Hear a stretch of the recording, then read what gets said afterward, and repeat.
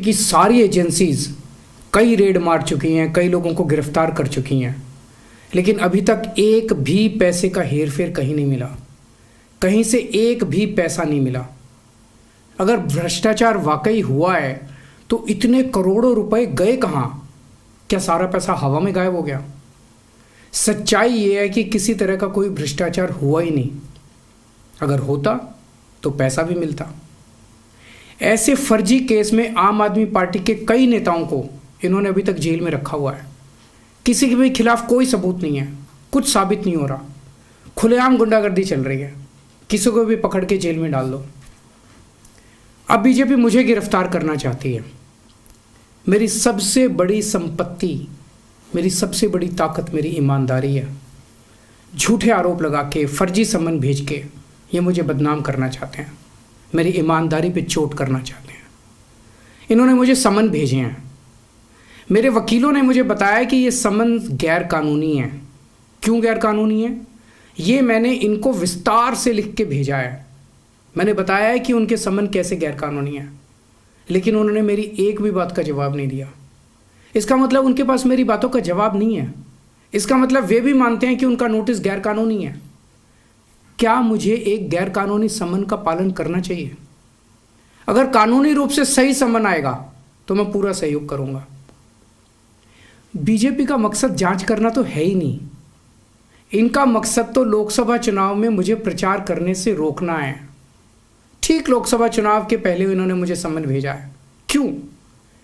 इस जांच को चलते 2 साल हो गए। अभी ठीक लोकसभा चुनाव के पहले मुझे क्यों बुलाया जा रहा है? पहले क्यों नहीं बुलाया? सीबीआई ने मेरे को 8 महीने पहले बुलाया था। मैं सीबीआई में गया था, उनके सारे जवाब भी दिए थे। लेकिन अब ये लोग ठीक लोकसभा चुनाव के 2 महीने पहले मुझे बुला रहे हैं। तो बीजेपी का मकसद कोई पूछताछ करना थोड़ी है।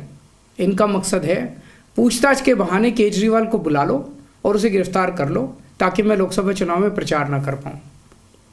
आज बीजेपी भ्रष्टाचारियों को नहीं पकड़ रही, बल्कि खुलेआम ईडी और सीबीआई का इस्तेमाल करके दूसरी पार्टियों के नेताओं को तोड़ के बीजेपी में शामिल करवाने का काम किया जा रहा है। एक नहीं, 2 नहीं, कितने उदाहरण हैं जहां किसी पार्टी के नेता के खिलाफ ईडी सीबीआई के मामले चल रहे थे या उन पे गंभीर आरोप लगे हुए थे। जैसे ही वो नेता बीजेपी में शामिल हुए, उनके सारे पुराने मामले बंद कर दिए गए या ठंडे बस्ते में डाल दिए गए। तो जो इनकी पार्टी ज्वाइन कर लेता है उसके सारे मामले रफा दफा कर दिए जाते हैं। जो इनकी पार्टी में नहीं जाता वो जेल जाता है। आज मनीष सिसोदिया, संजय सिंह और विजय नायर इसलिए जेल में नहीं है कि उन्होंने भ्रष्टाचार किया है, वो इसलिए जेल में है क्योंकि उन्होंने बीजेपी में शामिल होने से इनकार कर दिया है। आज हम बीजेपी का मुकाबला क्यों कर पा रहे हैं? क्योंकि हमने कोई भ्रष्टाचार नहीं किया। अगर हमने जरा सा भी गलत काम किया होता तो दूसरे भ्रष्टाचारी नेताओं की तरह आज भी हम बीजेपी में शामिल हो चुके होते आज तक। इस तरह देश के ईमानदार नेताओं को जेल में डाल के और भ्रष्टाचारियों को अपनी पार्टी में शामिल करवा के ऐसे तो देश आगे नहीं बढ़ सकता। ये क्या चल रहा है? ये जो कुछ भी चल रहा है बहुत खतरनाक है। ये हमारे जनतंत्र के लिए बहुत गलत है। इसे रोकना होगा। मैं हमेशा देश के लिए लड़ा हूँ। मेरा तन मन धन देश के लिए है। मेरी एक एक सांस देश के लिए है। मेरी खून की एक एक बूंद देश के लिए है। मेरे शरीर का एक एक कतरा देश के लिए समर्पित है। हमें मिलके देश को बचाना है। मैं पूरी जी जान से इनके खिलाफ लड़ रहा हूँ। आपका साथ चाहिए।